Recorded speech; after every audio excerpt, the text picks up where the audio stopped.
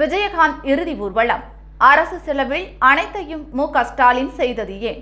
மறைந்த தேமுதிக தலைவர் கேப்டன் விஜயகாந்தின் இறுதி ஊர்வலம் முதல் இறுதிச் சடங்கு வரை செய்ய வேண்டிய அனைத்து கடமைகளையும் எவ்வித சலசலப்புமின்றி செவ்வனே செய்து முடித்திருக்கிறார் முதல்வர் மு.க.ஸ்டாலின். அரசியலை கடந்த நட்பின் அடையாளமாக இந்த கடமையை அவர் செய்ததற்கான காரணம் பற்றிய செய்தி தொகுப்பை தற்போது பார்க்கலாம்.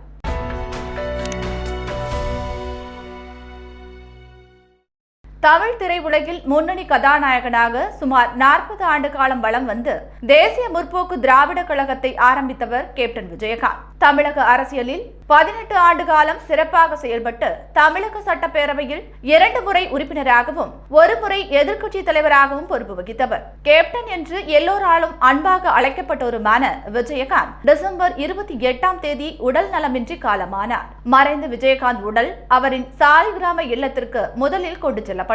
அங்கு குடும்ப உறுப்பினர்கள், தமிழக முதல்வர் ஸ்டாலின், முக்கிய பிரமுகர்கள் அஞ்சலி செலுத்தினர். தொடர்ந்து அவரது உடல் பொதுமக்கள் அஞ்சலிக்காக சாலிகிராமத்திலிருந்து சென்னை கோயம்பேட்டில் உள்ள தேமுதிக தலைமை அலுவலகத்திற்கு ஊர்வலமாக எடுத்துச் செல்லப்பட்டது. சாலிகிராமத்திலிருந்து கோயம்பேடு வரை ஊர்வலமாக எடுத்து வரப்பட்டது. அப்போது வழிநெடுகிலும் மறைந்த நடிகர் விஜயகாந்தின் உடலுக்கு பொதுமக்கள் மலர்களை தூவி அஞ்சலி செலுத்தினர். விஜயகாந்தின் உடல் கோயம்பேட்டில் உள்ள தேமுதிக கட்சி அலுவலகத்தில் நல்லடக்கம் செய்யப்படும் என்ற அறிவிப்பு வெளியானது முதலே அங்கு ஏராளமான தொண்டர்களும் பொதுமக்களும் குவிய தொடங்கினர். இதனால் அந்த பகுதியில் கடுமையான போக்குவரத்து நெரிசல் ஏற்பட்டது. கோயம்பேடு தேமுதிக அலுவலகத்தின் வாசலில் திரண்ட கட்சியினர், பொதுமக்கள் என பலரும் கண்ணீர் மல்க விஜயகாந்தின் உடலை காண கூடினர். இதனால் கோயம்பேடு பேருந்து நிலையத்திலிருந்து வெளியேற முடியாத அளவுக்கு போக்குவரத்து நெரிசல் ஏற்பட்டது. மேலும் விஜயகாந்திற்கு அஞ்சலி செலுத்துவதற்கான ஏராளமான தொண்டர்கள் கட்சி அலுவலகத்திற்குள் நுழைய முயன்றதால் அங்கு தள்ளுமுள்ளு ஏற்பட்டது. கூட்டம் கட்டுக்கடங்காமல் சென்றதால் சென்னை தீவுத்திடலில் விஜயகாந்த் உடலுக்கு பொதுமக்கள் அஞ்சலி செலுத்த ஏற்பாடு செய்யப்பட்டது. லட்சக்கணக்கானோர் அங்கு அஞ்சலி செலுத்தினர். இதனையடுத்து தீவுத்திடலில் இருந்து விஜயகாந்த் உடல் வைக்கப்பட்ட வாகனம் மக்கள் பேரணியுடன் கோயம்பேடு தேமுதிக அலுவலகம் கொண்டு வரப்பட்டது.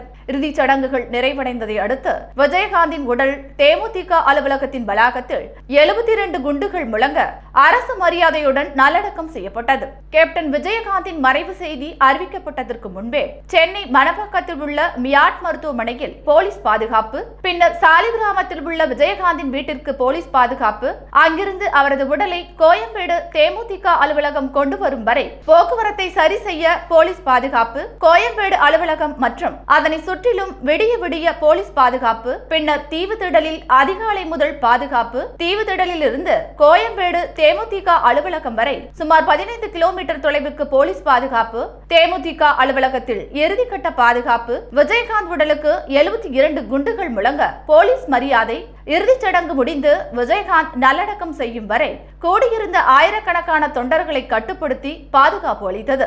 நல்லடக்கத்திற்கு பிறகு மக்கள் கலைந்து செல்லும் வரை பாதுகாப்பு, அனைவரும் சென்ற பிறகும் தேமுதிக அலுவலகத்திற்கு மறுநாள் வரை பாதுகாப்பு கொடுத்தது என்று தமிழக காவல்துறை மிகவும் அர்ப்பணிப்புடன் ஈடுபட்டது. இதற்கு ஒரே காரணம் முதல்வர் ஸ்டாலினின் உத்தரவு மட்டுமே. எந்த பிரச்சனையும் இல்லாமல் அனைத்து ஏற்பாடுகளையும் செய்து கொடுங்கள் என்று காவல்துறைக்கு முதல்வர் ஸ்டாலின் உத்தரவிட்டதால் இந்த பாதுகாப்பு ஏற்பாடுகள் சாத்தியமானது. கேப்டன் விஜயகாந்தின் இறுதி ஊர்வலமும் இறுதி மரியாதை செலுத்தும் நிகழ்வுகள் மிக சிறப்பாக அரங்கியதற்கு தமிழ்நாடு முதலமைச்சர் மிக முக்கிய காரணம் என்பதை வரலாறு பதிவு செய்துள்ளது.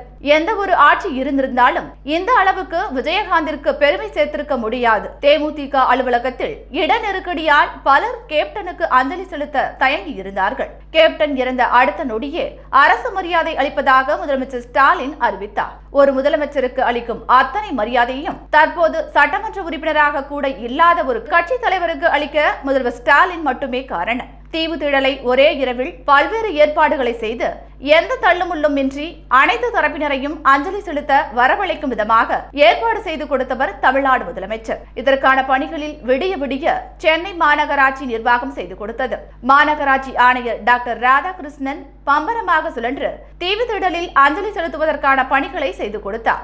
அரசியல் போட்டி விமர்சனங்கள் இருந்தாலும் எந்த ஈகோவும் இல்லாமல் சாலிகிராமத்தில் உள்ள வீட்டுக்கும் தேமுதிக அலுவலகத்திற்கும் சென்று 2 முறை நேரில் சென்று அஞ்சலி செலுத்தியவர் முதலமைச்சர் முதலமைச்சர் மு க ஸ்டாலின். அதே போல விஜயகாந்த் உடலுக்கு 3 முறை அஞ்சலி செலுத்தியவர் அமைச்சர் உதயநிதி ஸ்டாலின். விஜயகாந்த் மறைவை ஒட்டி சென்னையில் சுமார் 4000 போலீசாரை ஈடுபடுத்த பாதுகாப்பு ஏற்பாடுகள் செய்யப்பட்டது. இதைவிட மிகச் சிறப்பாக எந்த அரசாங்கத்தினாலும் செய்ய முடியாது. கேப்டனின் மீது பற்று கொண்ட அனைவரையும் இந்த நிகழ்வில் பங்கேற்க வைத்த பெருமை தமிழ்நாடு முதலமைச்சரையே சாரும். திமுகவுடன் எந்த காலத்திலும் கூட்டணியில் இல்லாத தேமுதிக தலைவர் விஜயகாந்திற்கு பெருந்தன்மையுடன் சிறப்பு செய்தவர் முதலமைச்சர் மு க ஸ்டாலின் என்பதை எவராலும் மறுக்க முடியாது. திமுக மீது நிறைய பேருக்கு மாற்று கருத்துக்கள் இருக்கலாம்.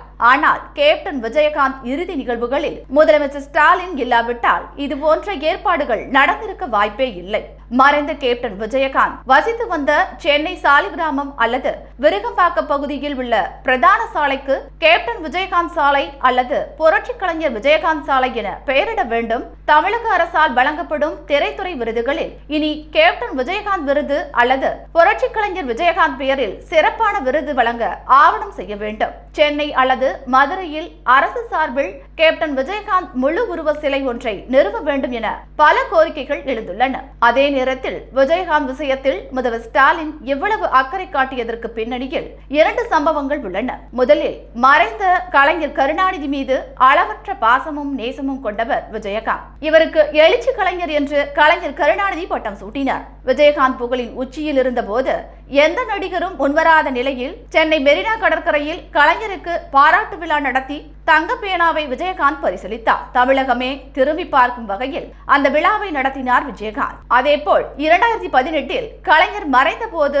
வெளிநாட்டில் சிகிச்சை பெற்று வந்த விஜயகாந்த் கண்ணீர் மல்க கலைஞருக்கு விஜயகாந்த் இரங்கல் தெரிவித்து பேசிய வீடியோ வைரலானது. அதனை பார்த்தவர்கள் கண்ணீர் விட்டனர். பின்னர் வெளிநாட்டிலிருந்து சென்னை திரும்பியதும் வீட்டுக்கு கூட போகாமல் நேராக மெரினா பீச்சில் உள்ள கலைஞர் நினைவிடத்திற்கு அழுது கொண்டே சென்றது பார்ப்பவர்களை உருக செய்தது. கலைஞர் மீது விஜயகாந்த் வைத்திருந்த பாசத்தை பார்த்து திமுகவினரே கலங்கினார்கள். கலைஞர் மீது வைத்திருந்த பாசத்தால் தான் விஜயகாந்திற்கு உரிய மரியாதை செய்ய முதல்வர் ஸ்டாலின் முன் வந்தார். தமது தந்தை கலைஞர் மீது பாசமும் நேசமும் வைத்திருந்தவருக்கு உரிய கடமையை சிறப்பாக செய்ய முன் வந்தார் முதல்வர் ஸ்டாலின். முதல்வர் மட்டுமல்ல, அவரது மகன் அமைச்சர் உதயநிதி, சகோதரி செல்வி, சகோதரன் மு க தமிழரசு ஆகியோரும் விஜயகாந்த் உடலுக்கு அஞ்சலி செலுத்தினர் என்பது குறிப்பிடத்தக்கது.